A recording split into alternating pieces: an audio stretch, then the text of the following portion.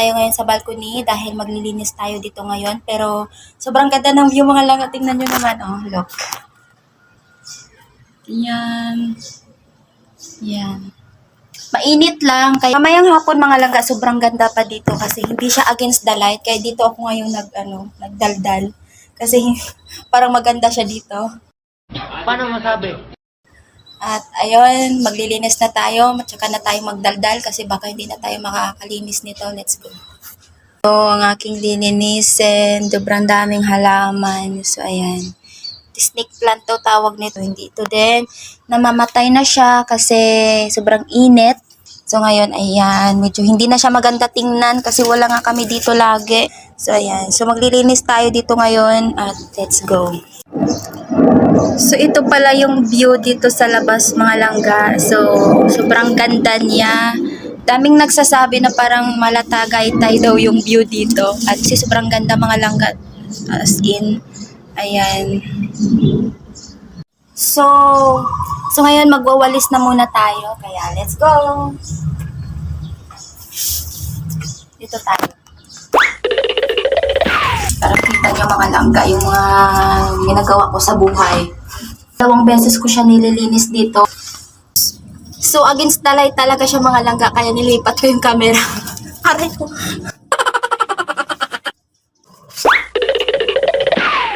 Tayo, continue to work. Continue work. So, sobrang pangit na yung mga halaman dito mga langga. Sobrang ayan. Hindi na yan. Natutuyo na yung dahon. Kasi hindi ko na siya naaalagaan. So, buti pa yung halaman inaalagaan. Huh? Hindi totoo yan. Pagod. So, yan. Tapos na tayo magwalis. Ayan. Naniras pa pala dito sa ilalim ng table. Hindi na maganda yung mga halaman dito mga langga kasi sobrang init ng panahon ngayon. Ayan. Tapos na tayo magwalis. Mamayang hapon na ako magdilig.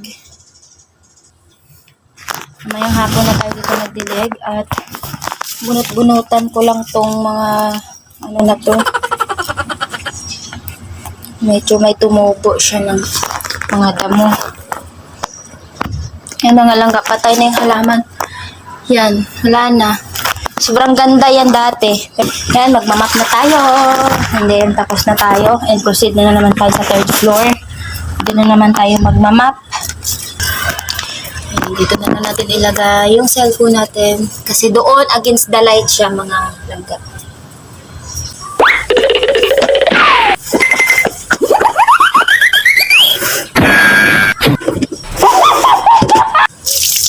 Ginagawa ko, binabasa ko muna siya. And then, tsaka ko na siya ilagay mamaya.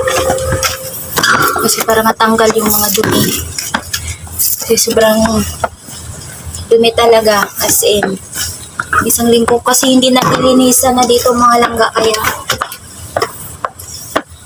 patong-patong na yung mga alikabok dito. Kawawa yung mga halaman dito mga langga. Diyos ko, Lord. Dati sobrang ganda dito kasi yung dahon green na green, green na green ito. Tingnan mo naman ngayon. Look.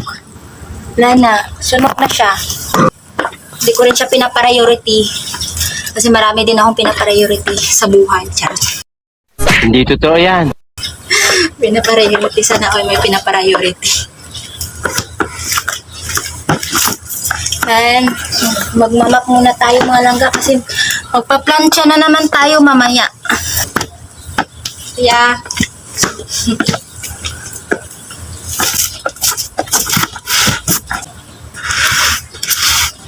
So yun, tapos na tayo dito sa area na ito. Ayan. Pero hindi pa siya tapos kasi. Idodry pa natin yan mamaya. Ibababad lang natin siya. And dito na naman tayo sa area na ito. Hindi nyo lang kita. Hindi nyo lang kita kasi wala tayong taga-video. Sariling sikap natin to. Pagkatapos ko dito mga langga, proceed na naman ako sa, akyat na naman ako sa 3rd floor. Kasi meron pang isa doon. Mabilis naman siya linisan. Pero kasi syempre, nakakapagod pa rin pag meron kang iba ding ginagawa. Dito lang. Parang nag-iba yung ano dito. ang puti. So yun mga langga, patapos na tayo. Hindi ko na siya masyado ida-dry kasi bahala na siyang mag-dry. Pagod na. Ang ganito lang siya, bahala siya dyan matuyo kusa. Kaya doon na naman tayo sa 3rd floor. Let's go. So yan, itatapon ko lang tong winalis ko dyan sa labas na yan. Tapon ko lang siya sa baba dahil wala siyang tapunan dito sa taas. And itatapon ko siya dito sa baba, sa 1st floor. So kailangan kong bumaba, akyat baba, akyat baba. So yan, hinihingal na ako. Ayan. So, akyat na naman ako ulit. Ganun lang. Hindi ko na i-close dito. Kasi actually, kino-close ko yan dito kasi para hindi masyadong malikabok. Pero, hayaan mo na. Akyat na tayo.